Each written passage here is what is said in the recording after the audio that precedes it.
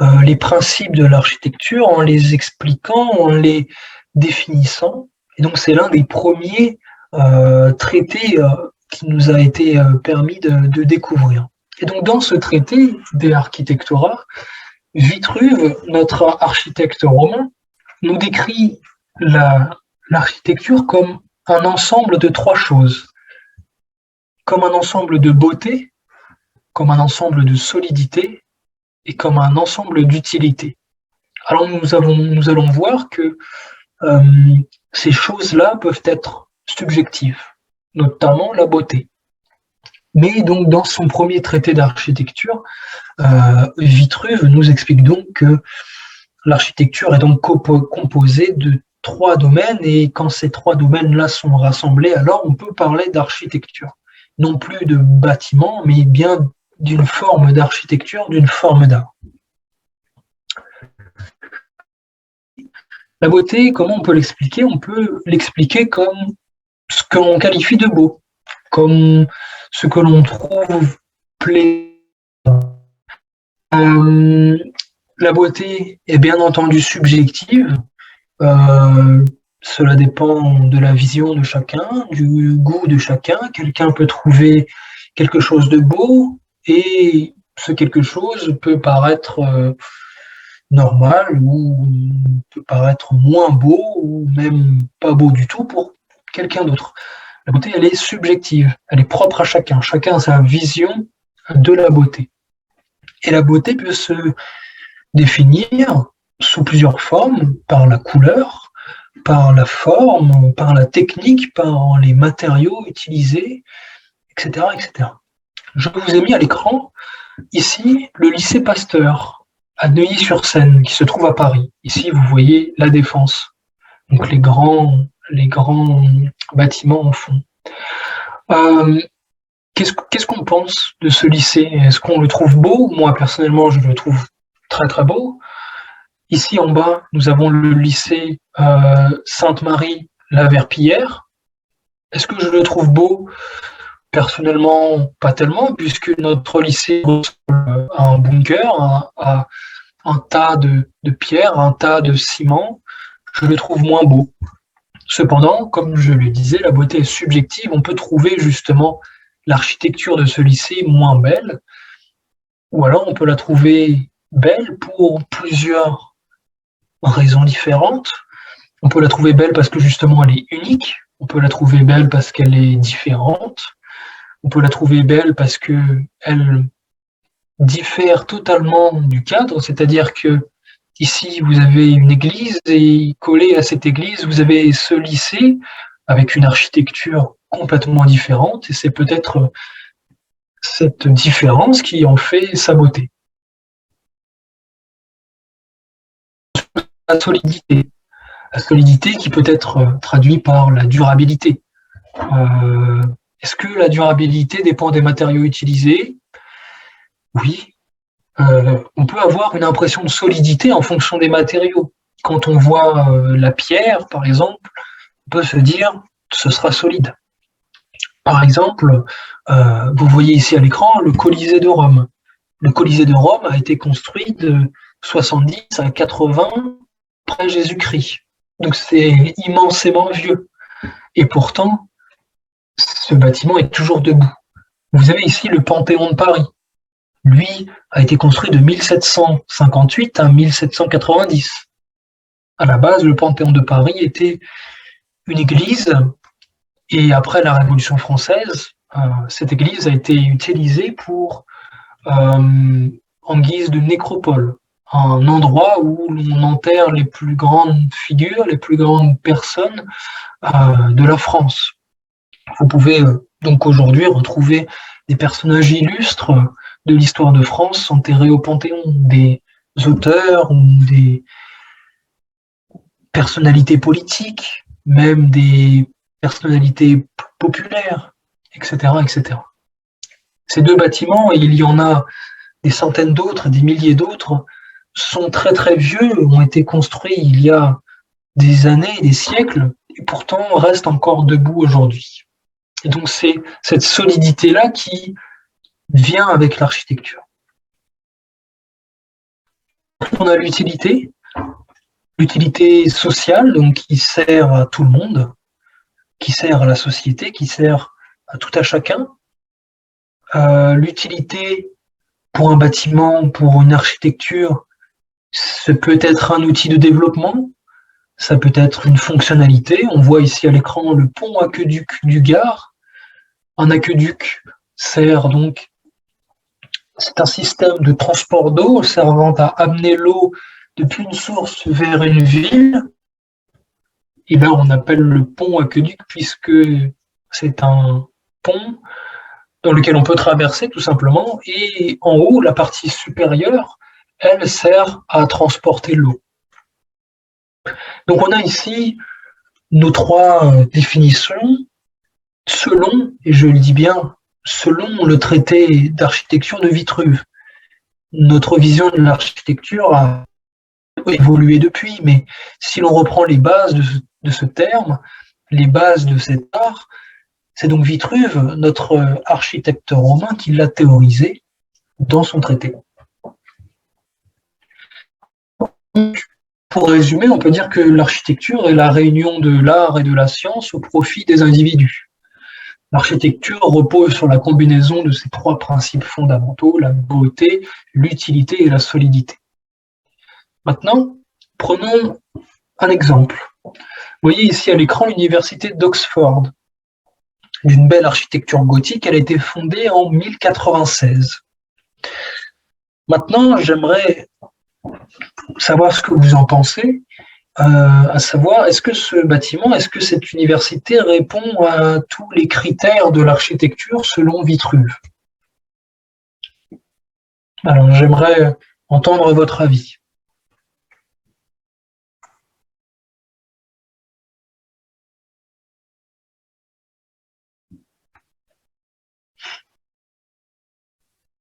Je pense que oui, parce que c'est beau. Elle est assez vieux, on peut dire comme ça, antique. Ouais. Et c'est le centre d'éducation et les étudiants le visitent aujourd'hui aussi. C'est-à-dire, elle est très fonctionnelle. Tout à fait. Alors, l'université d'Oxford, c'est une université, donc ça a un but social, donc c'est une utilité. Ensuite, vous l'avez dit, c'est beau. On peut observer une belle architecture gothique qui monte dans les hauteurs. Moi, je peux qualifier cette université de beau, elle est magnifique même. Et vous l'avez dit, elle a été fondée en 1096. C'est difficile de vraiment s'imaginer que déjà en 1096, on avait fondé cette université en Angleterre et qu'elle est encore debout aujourd'hui. Elle n'a pas été construite en 1096, elle a été fondée, c'est-à-dire qu'elle a commencé à fonctionner en tant qu'université à partir de 1096. Si on reprend d'autres événements historiques, il me semble que les pyramides ne sont pas aussi vieilles que ça. En 1096, les pyramides d'Égypte ont été fondées très peu de temps avant. Donc c'est assez impressionnant de voir à quel point ce bâtiment qui est utile et qui est beau et qui est aussi solide, puisqu'il a traversé même plus les siècles, presque, c'est assez incroyable de voir ça. Et donc d'un point de vue purement architectural et selon le traité de Vitruve, si on prend l'exemple de l'université d'Oxford, alors oui, c'est un symbole d'architecture, de par son utilité, de sa beauté et de sa solidité. Alors, maintenant, je vais vous parler plus précisément de l'histoire de l'architecture française. Alors, je ne vais pas faire une frise chronologique, mais plutôt vous montrer d'où viennent les principaux courants architecturaux. Et pour ça, je vais avoir besoin d'utiliser des références historiques. Alors, l'époque gallo-romaine. Commençons par cette époque. Pourquoi gallo-romaine? Romaine, puisque cela fait référence à l'Empire romain. Ici, sur cette carte, tout ce qui est coloré en jaune, en blanc, en rouge, en rose, fut l'Empire romain. Et tout ce qui est en vert ne fait pas partie de l'Empire romain. Pourquoi Gallo? Gallo, puisque avant, la France s'appelait la Gaule. Nous avons une période historique importante qui est la guerre des Gaules, par exemple.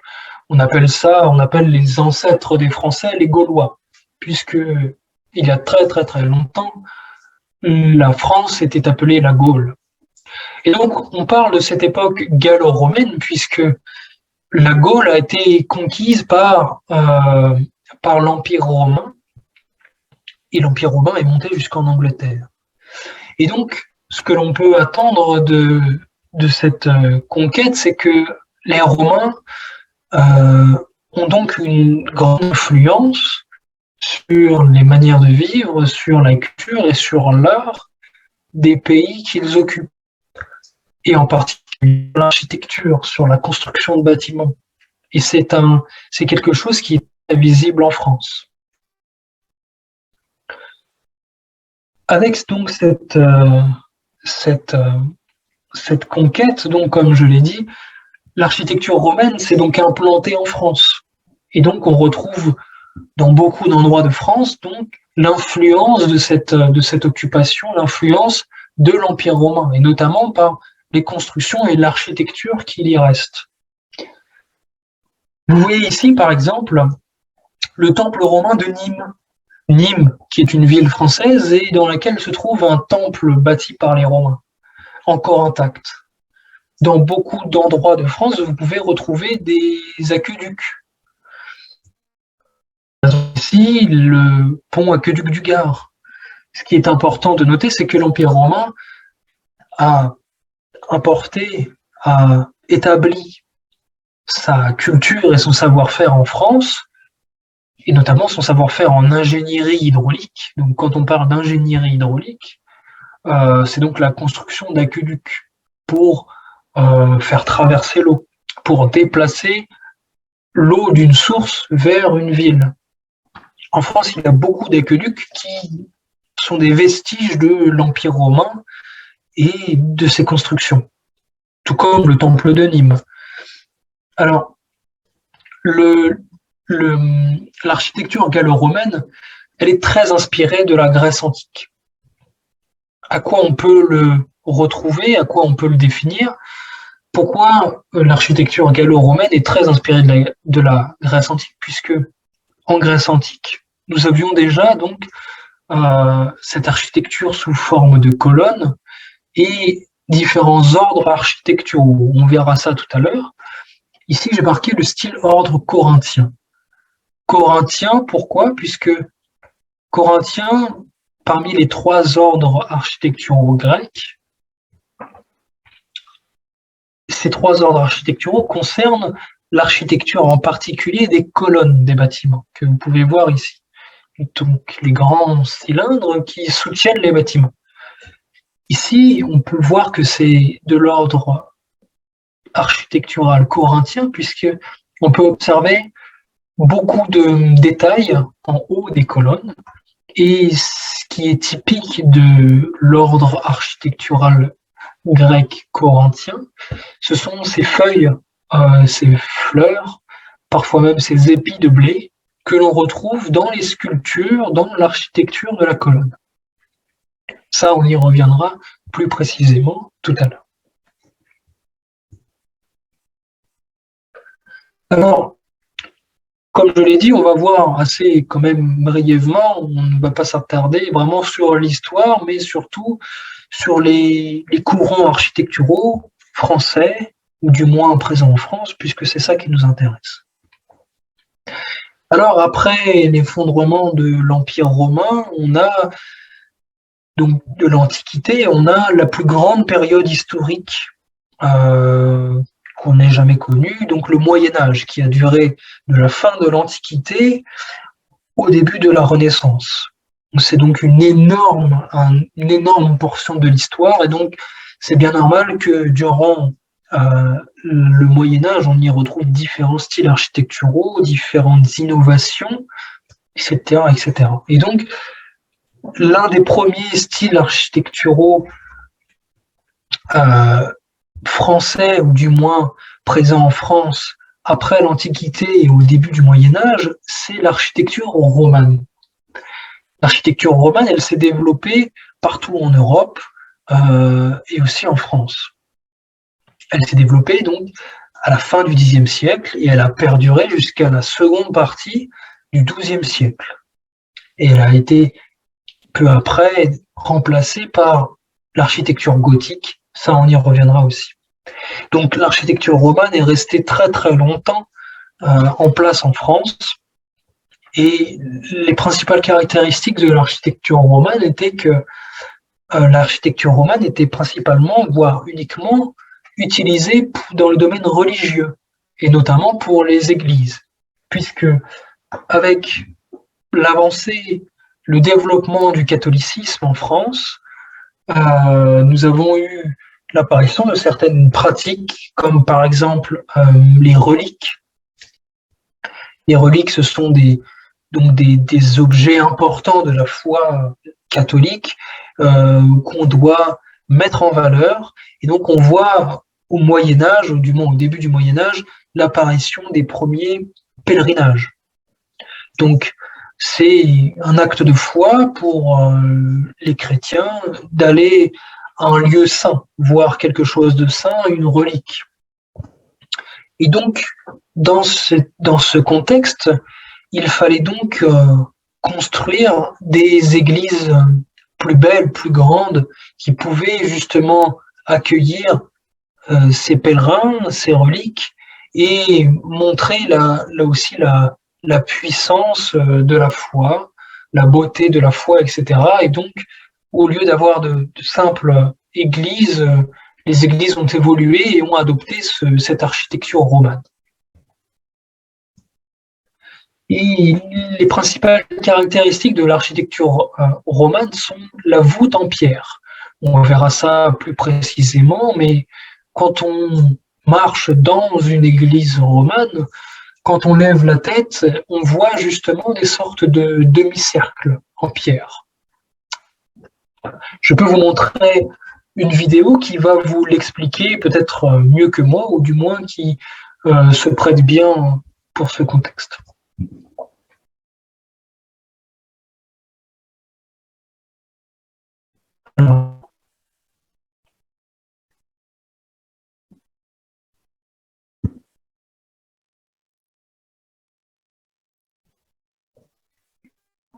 Visite guidée. On reconnaît l'architecture romane grâce.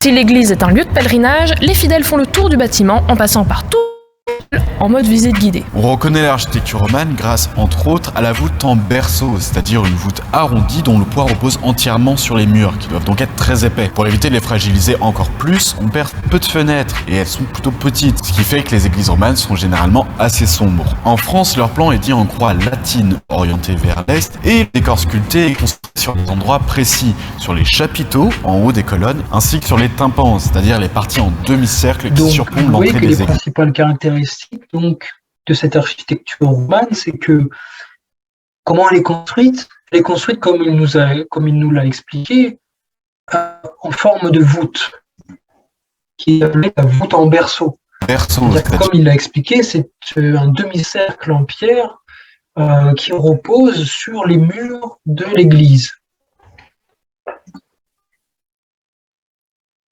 Une voûte arrondie dont le poids repose entièrement sur les murs, qui doivent donc être très épais. Pour éviter de les fragiliser encore plus, on perd peu de fenêtres, et elles sont plutôt petites, ce qui fait que les églises romanes sont généralement assez sombres. En France, leur plan est dit en croix latine, orientée vers l'est, et le décor sculpté est concentré sur des endroits précis, sur les chapiteaux, en haut des colonnes, ainsi que sur les tympans, c'est-à-dire les parties en demi-cercle qui surplombent l'entrée des églises. Le décor roman est caractérisé par deux phénomènes. D'abord, l'horreur du vide. Les artistes vont remplir tout l'espace disponible avec des personnages personnages, des animaux, des motifs décoratifs et végétaux afin de ne laisser aucun espace vide. Ensuite, les sculptures obéissent à la loi du cadre. Les personnages doivent rentrer dans un espace restreint et ne pas dépasser. Et si vous trouvez les sculptures romanes un peu simplistes, n'oubliez que le but premier n'est pas de faire beau, mais bien d'être au service de la religion, et donc de rendre les textes compréhensibles au plus grand nombre. L'efficacité avant tout. L'un des tympans romans les plus célèbres est celui de l'église Vous Saint. voyez ici que les caractéristiques aussi de l'architecture romane, c'est de montrer donc à la population, on retrouve cette notion d'utilité, comme on l'a vu, c'est de tailler au maximum, du moins sculpter au maximum l'entrée de notre église, mais aussi les colonnes pour montrer aux fidèles, montrer aux personnes, comment dire, comment s'organise la foi, de quoi parlent les textes religieux, puisque à l'époque, les messes et les pratiques religieuses étaient dictées en latin. Et la plupart de la population ne parlait pas latin et donc ne comprenait pas forcément de quoi il s'agissait. Et donc, l'art roman va permettre au commun des mortels, à n'importe qui, de pouvoir comprendre de quoi il s'agit, qu'est-ce qui est raconté, justement en observant l'architecture, en observant la sculpture de cette église romane.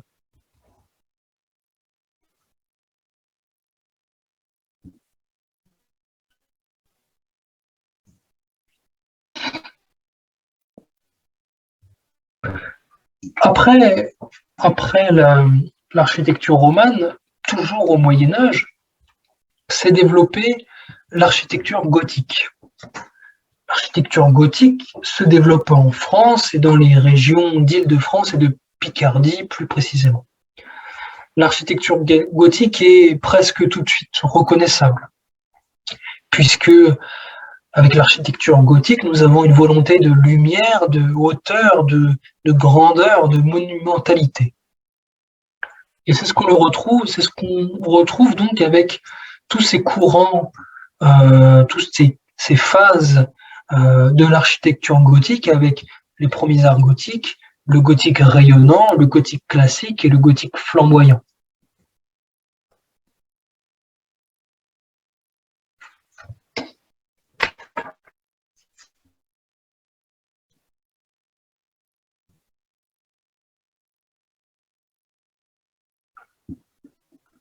Connaissable et prévient le fidèle de ce qu'il attend s'il n'est pas un bon chrétien ou s'il télécharge les séries illégalement. Le style roman c'est donc sympa et instructif, mais le contexte change et comme on n'arrête pas le progrès, l'architecture aussi. C'est ainsi qu'émerge un nouveau style, le gothique.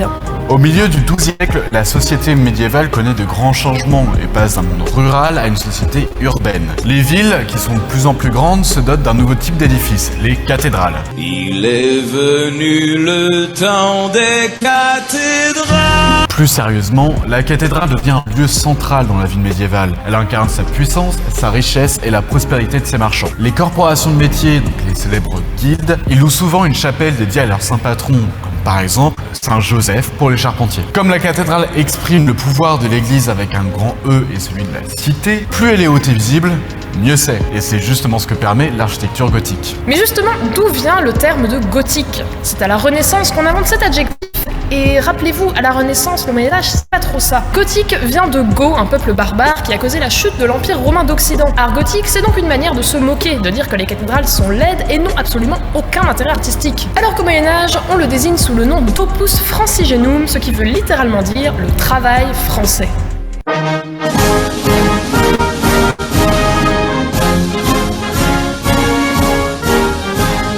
Le style gothique est caractérisé par une révolution architecturale qui va avoir des répercussions sur toute l'architecture religieuse, la voûte en croisée d'ogive. Un des premiers bâtiments où l'on trouve ce système de voûte est la basilique Saint-Denis, où les travaux sont effectués au milieu du XIIe siècle, vers 1140. La voûte en croisée d'ogive repose sur un système d'arcs entrecroisés et visibles. Ces axes en diagonale s'entrecoupent au niveau de la clé de voûte. L'utilisation de voûtes croisées permet de diriger la poussée vers 4 piliers, alors que la voûte en berceau de l'art roman faisait reposer tout son poids sur les murs. Grâce aux arcs-boutants à l'extérieur, les piliers peuvent résister à des poussées énormes, ce qui permet de construire encore plus grand. Et petit à petit, toutes les nouvelles églises adoptent ce procédé de construction. Ce progrès va permettre non seulement de percer de grandes fenêtres, puisque le poids de la voûte ne repose plus sur les murs, et du même coup de créer de magnifiques vitraux, mais aussi d'élever les églises à des hauteurs inégalées jusqu'alors. Lumière et monumentalité deviennent les maîtres mots de l'architecture religieuse. Elles symbolisent la présence de Dieu et la puissance de l'église. Et si vous êtes vous-même encore impressionné lorsque vous rentrez dans une cathédrale, imaginez l'effet qu'elle devait produire à l'époque. Le style gothique va avoir un tel succès qu'il va perdurer du milieu du XIIe siècle jusqu'au début du XVIe siècle, donc environ 3 siècles et demi. Évidemment, il va connaître des évolutions, notamment au niveau de son décor sculpté, et généralement on le divise en 4 phases. D'abord le premier art gothique avec la basilique de Saint-Denis, puis le gothique classique avec Notre-Dame de Paris, ensuite vient le gothique rayonnant avec la Sainte-Chapelle,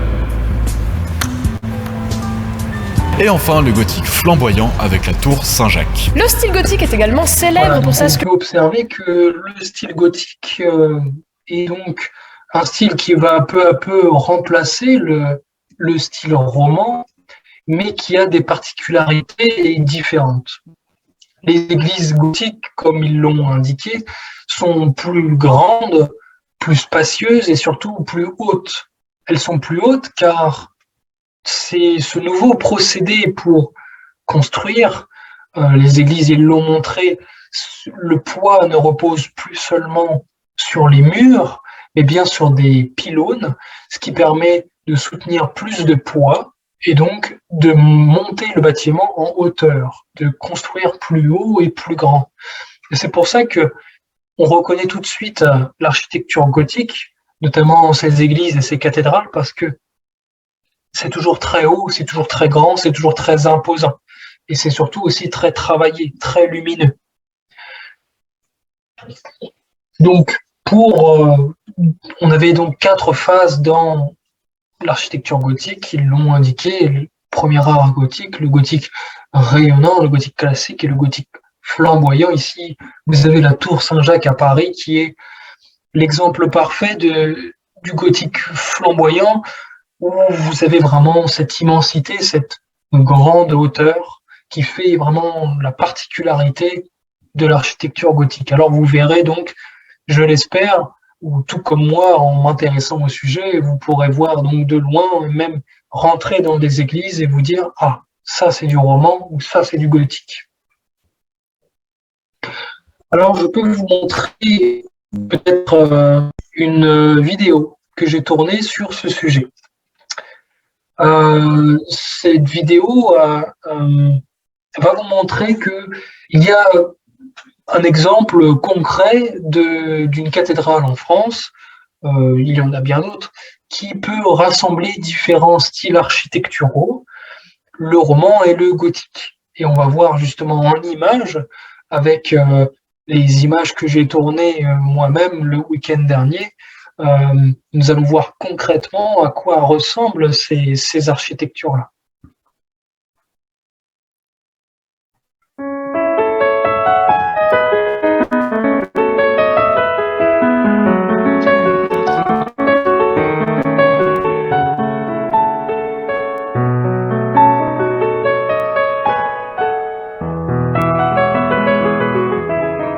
Située dans le centre-ville du Mans, la cathédrale Saint-Julien est l'un des plus grands édifices de l'époque gothique romane de France.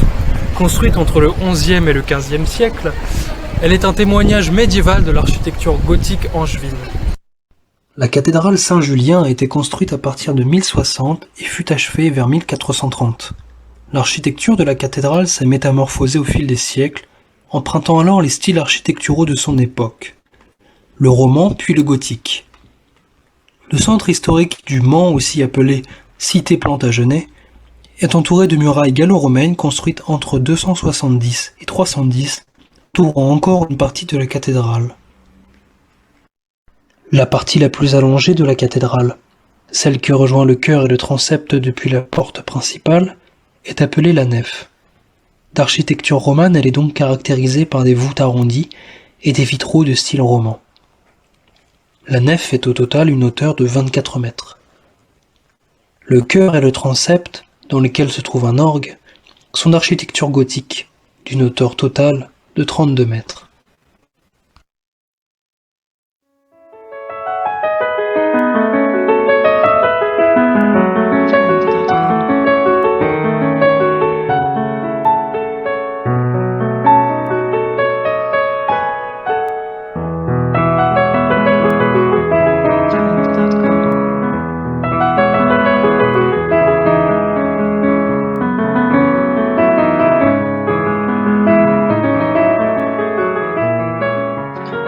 Donc, vous voyez cette cathédrale, la cathédrale Saint-Julien du Mans, grandiose, on se sent assez petit face à cette cathédrale. Et ce qui est intéressant à noter avec donc cette cathédrale, c'est qu'elle réunit en son sein nos deux courants architecturaux, le courant architectural roman et le courant gothique. Puisque, comme expliqué dans cette petite partie, dans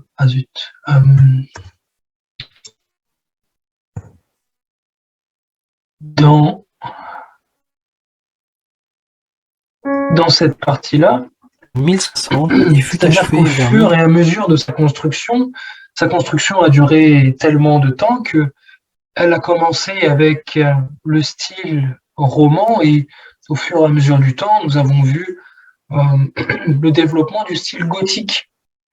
Et nous avons donc continué à construire cette cathédrale qui d'abord était d'architecture romane et nous avons utilisé le style gothique pour finir de construire la cathédrale.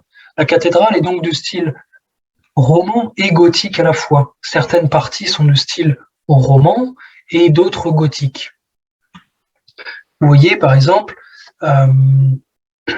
ici, dans cette partie-là, ici c'est la nef. Et la nef, c'est donc l'entrée de l'église, et donc c'est en longueur, et donc comme je l'ai expliqué, cette nef est d'architecture romane, puisque là donc ici on retrouve ces arches, ces demi-cercles en berceau, dit en berceau et en pierre, et on peut retrouver aussi donc les sculptures qu'on a vues dans la petite vidéo, essayer de combler ce vide. Et dans le transept, donc la partie qui représente la croix, si je peux vous prendre un exemple.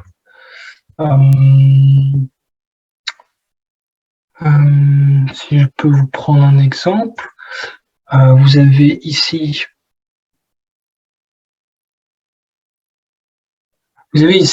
donc la nef, ici. Donc c'est la partie dans la cathédrale Saint-Julien qui est d'architecture romane. Donc ici vous avez la porte principale. Ici vous avez la nef et donc on peut voir à chaque niveau que chaque colonne a son architecture, a sa sculpture. Comme nous l'avons vu dans l'art roman, il est important donc d'expliquer aux personnes ce qu'il se passe, d'expliquer les textes religieux en faisant des sculptures. Et donc, dans la cathédrale Saint-Julien du Mans, on retrouve donc dans la nef, donc cette partie ici, nos colonnes, mais surtout notre architecture typique romane qui est la voûte en berceau ou la voûte en berceau brisé. Donc, c'est une voûte en pierre arrondie. Dans cette partie-là, qui représente un petit peu la croix, qui s'appelle le transept, tout de suite on retrouve une architecture plus gothique. Nous avons de grands vitraux de chaque côté et cette partie-là fait 34 mètres contre 24 mètres ici.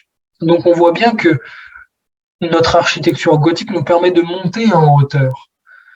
Et donc nous avons donc une architecture différente au niveau de nos pylônes, de nos colonnes, avec nos 4 colonnes qui nous permettent de mettre plus de poids et donc de monter en hauteur et donc de faire de plus grands vitraux. Ici, à la nef, qui était d'architecture romane, il y avait des vitraux, mais de plus petite taille, car, comme on l'a expliqué, les voûtes en pierre reposent sur les murs.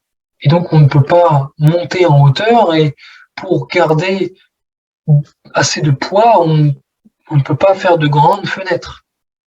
Donc voilà. Et donc ici, vous avez cette partie-là qui est le chœur, qui lui aussi est d'architecture gothique, on l'a vu, c'est le chœur de la cathédrale et qui monte vraiment en hauteur.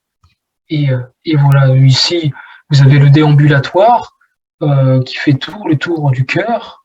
Et dans la cathédrale Saint-Julien, il y a dans le déambulatoire beaucoup de chapelles.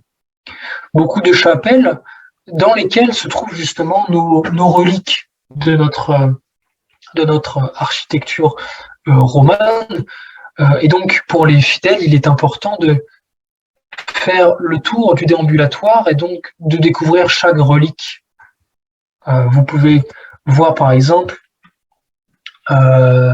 pour notre cathédrale Saint-Julien, ici à la toute fin. Pardon.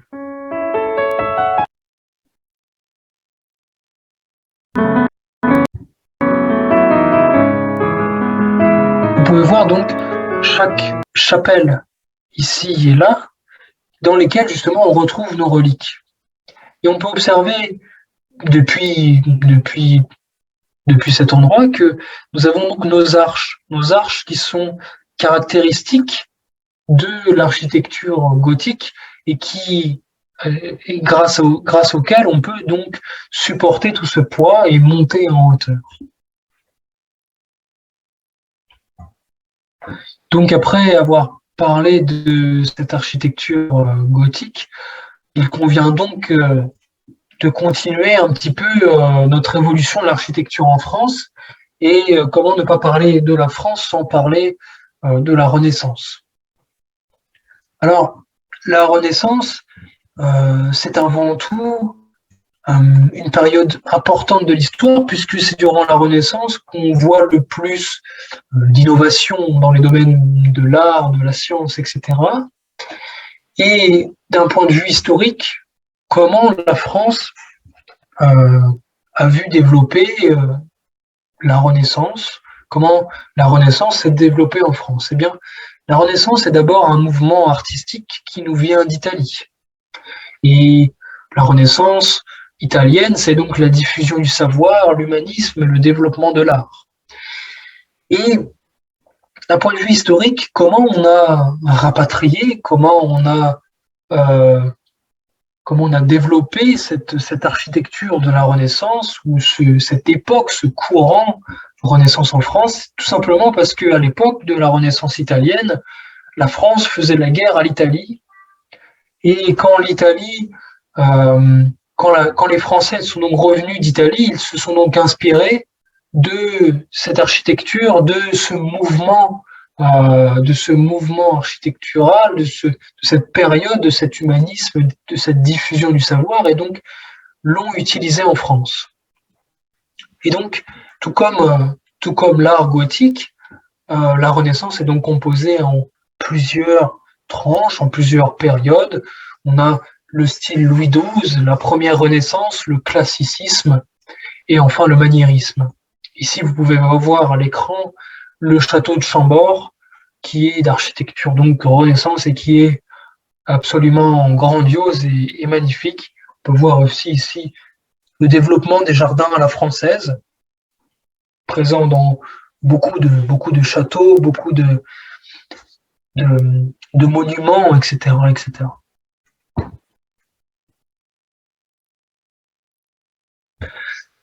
Alors, la Renaissance, elle reprend un petit peu, elle s'inspire de tout ce qui était fait de mieux, de tout ce qui était de plus beau durant l'Antiquité. Bien sûr, la Renaissance, elle développe l'humanisme, elle développe la transmission des savoirs, mais c'est aussi un retour en arrière d'un point de vue philosophique. Et bien sûr, on va retrouver ce retour en arrière aussi d'un point de vue architectural. Et La Renaissance, elle va s'inspirer des styles architecturaux romains et grecs, plus particulièrement des styles architecturaux grecs. Le but est d'imiter, d'inspirer et de surpasser les modèles de l'Antiquité. Et ce courant-là va se nommer l'hellénisme, c'est-à-dire copier tout ce que la Grèce antique faisait de mieux, mais en l'adaptant à l'époque et en essayant de faire mieux. Donc, on va retrouver dans l'architecture de la Renaissance donc, nos ordres architecturaux grecs dont nous avons parlé au tout début. Alors ici, vous l'avez à l'image, on a nos 3 ordres architecturaux principaux. On a le dorique, que vous pouvez voir ici. On a le ionique, que vous pouvez retrouver ici. Et le corinthien, qu'on avait évoqué tout à l'heure avec notre bâtiment romain à Nîmes. Et donc, on peut voir qu'au fur et à mesure des ordres, l'architecture, la sculpture de la colonne est plus travaillée, de plus en plus complexe, de plus en plus belle. Et donc, c'est un ordre architecturaux, ce sont des ordres architecturaux de la Grèce antique et qui va s'implanter et qui va faire partie justement de l'architecture de la Renaissance. Alors tout comme notre architecte Vitruve, qui a écrit son premier traité d'architecture, en 1450, nous avons donc un nouveau traité moderne d'architecture qui se prénomme De Re Aedifactoria, en latin, qui veut dire une sorte de reconstruction. Et cela correspond donc avec cette inspiration de la Rome antique présent dans la Renaissance. Ce traité d'architecture de la Renaissance va donc mettre en lumière un petit peu le fait de réutiliser ces courants, de réutiliser ces arts grecs et romains antiques et les réadapter, les améliorer dans la société, dans la culture et aussi dans l'architecture de la Renaissance. Alors, après avoir parlé de toutes ces architectures, on a pu donc voir que la France a été influencée par beaucoup de choses et notamment d'éléments extérieurs. On a vu que dans l'époque gallo-romaine, c'est d'abord l'influence architecturale de l'Empire romain qui était établi donc en France, qui a influencé sur l'architecture présente en France. Donc on a vu les aqueducs, les temples, etc. On a vu aussi donc avec le roman et le gothique que la religion, le catholicisme, après l'Antiquité, durant le Moyen-Âge, a pris de plus en plus d'importance et de signification et l'architecture romane et gothique ont donc fait leur place et donc se sont développées et chacune est le prolongement de cette idée. Nous avons pu voir que justement l'architecture s'adaptait au développement de cette religion. On a voulu monter plus haut, plus grand, plus solide pour montrer la puissance de la religion, l'importance du Dieu, etc. Et donc nous avons vu que avec la Renaissance, c'est encore une fois une inspiration autre que la France qui a eu un énorme impact sur l'architecture et la culture française. Et donc la Renaissance venait donc d'Italie et nous avons repris donc tous ces éléments architecturaux, tous ces éléments de pensée, de culture, etc. Donc j'ai pensé que ce serait une bonne idée de évoquer avec vous Paris. Puisque à Paris, nous avons énormément de monuments, nous avons énormément d'architectures différentes.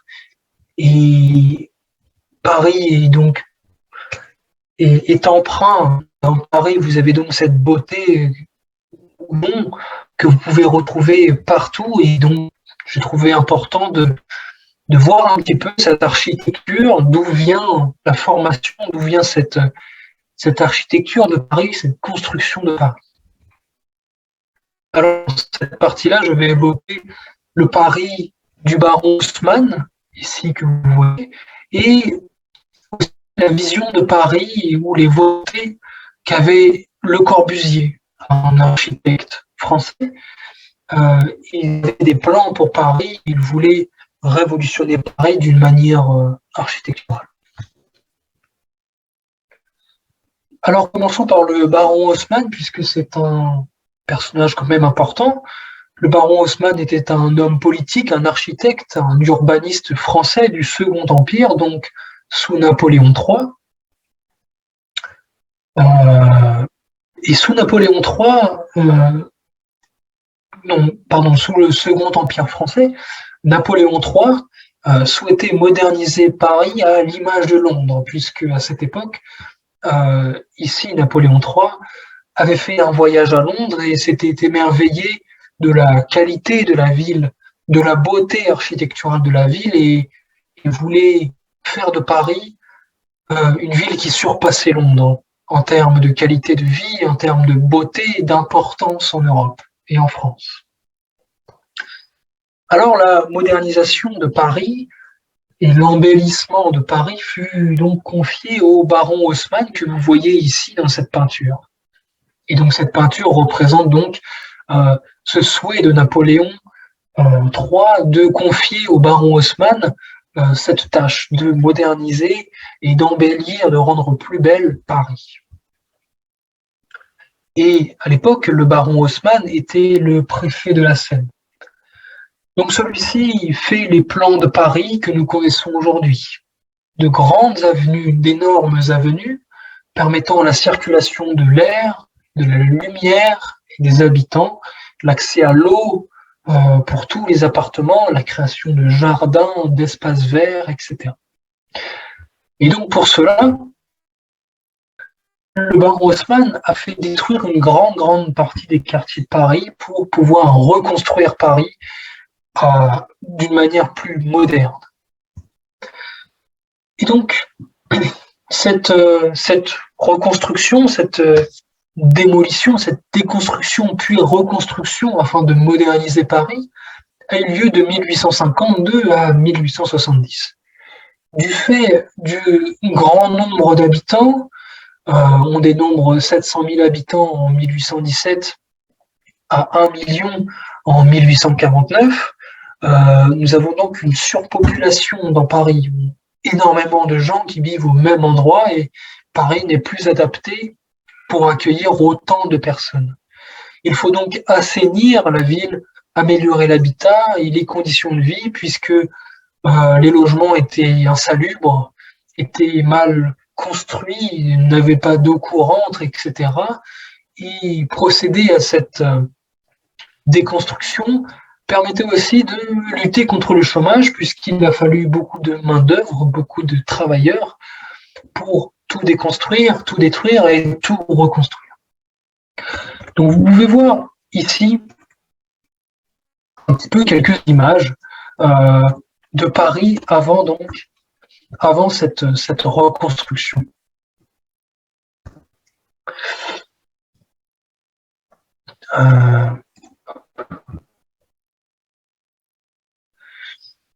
Donc, on peut voir qu'avant Paris, avant donc cette déconstruction, donc sous le Second Empire, les rues de Paris étaient très étroites, très condensées. Il n'y avait pas beaucoup d'espace pour circuler, donc peu de lumière, peu de propreté, peu de clarté.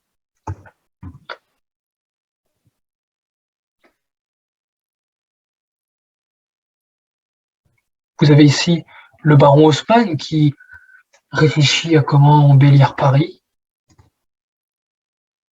Vous avez une image de la reconstruction de Paris, ou du moins les étapes, les travaux de Paris. On peut voir ici donc tous ces travailleurs à côté de gravats, à côté de nouvelles pierres pour tout reconstruire.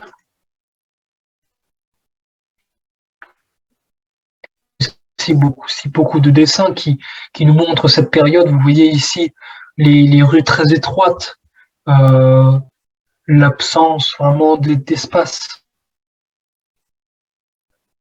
Ici, vous avez donc notre image caractéristique qui est donc la modernisation de Paris et donc la totale déconstruction.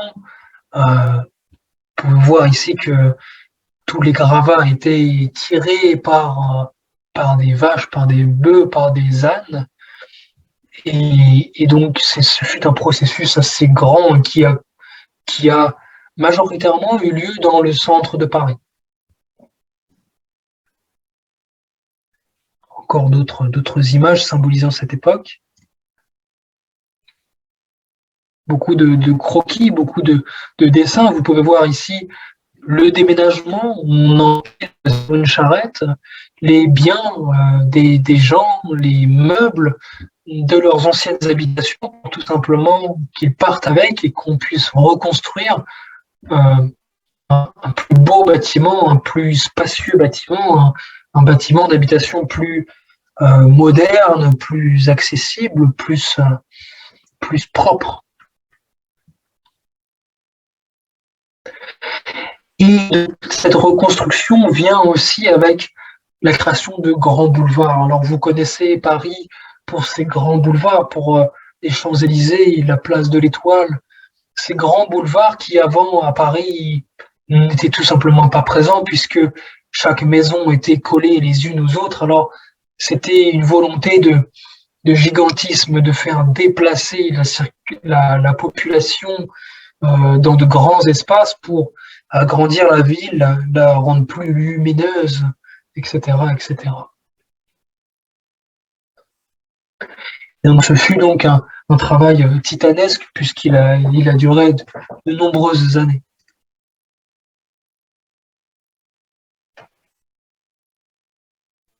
Vous avez donc des plans d'architecture, des croquis, des images. Ici, vous avez par exemple un exemple de boulevard créé donc par Haussmann, un boulevard haussmannien. Vous voyez que les rues sont énormes, les rues sont pavées. Donc c'est ce qui fait justement les caractéristiques principales du Paris construit par le baron Haussmann. Vous avez l'apparition de nouveaux mobiliers urbains, si on peut appeler, de nouveaux petits bâtiments présents dans les rues. Et par exemple, cette tour sur laquelle on colle des affiches, de la publicité ou n'importe quoi d'autre.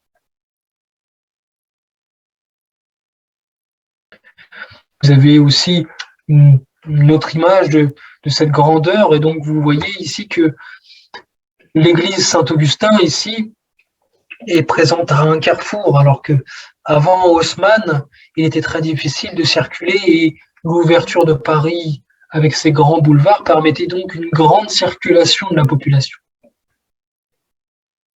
Donc voilà quelques images pour ce vieux Paris.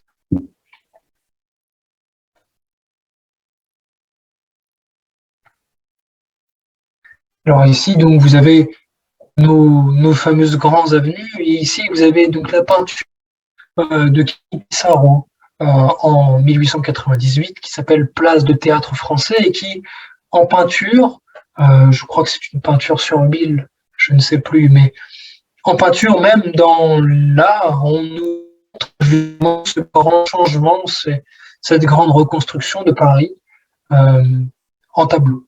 Ici, vous voyez un exemple aussi de l'immensité et de la grandeur voulue par Napoléon III. Pardon. Et donc après cette reconstruction de Paris et donc cette volonté de Napoléon III et du baron Haussmann de tout embellir, de tout déconstruire pour reconstruire quelque chose de plus grand, de plus agréable, de plus beau, il est important aussi de parler de Le Corbusier. Le Corbusier, c'est un architecte et un urbaniste français qui est pionnier de l'architecture moderne et utilitariste d'après-guerre. Alors, une architecture utilitariste, c'est une architecture qui prévoit avant tout une utilité sociale.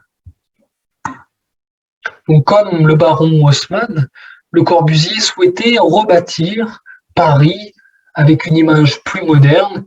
Et pour Le Corbusier, le travail, ou du moins le Paris construit par le baron Haussmann, était impossible à vivre. Il fallait tout déconstruire et reconstruire une fois de plus pour correspondre avec son temps. Donc si le baron Haussmann a tout déconstruit et reconstruit pour améliorer la vie des Parisiens et améliorer la ville, Le Corbusier, lui, en son temps, avec la même volonté, a voulu détruire tout ce que Haussmann avait construit pour reconstruire quelque chose de plus moderne et qui correspond le plus à la société et à l'époque.